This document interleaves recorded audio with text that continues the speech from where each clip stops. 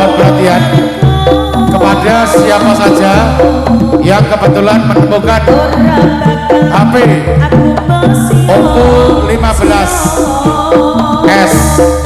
Sekali lagi, yang kebetulan menemukan HP Oppo 15S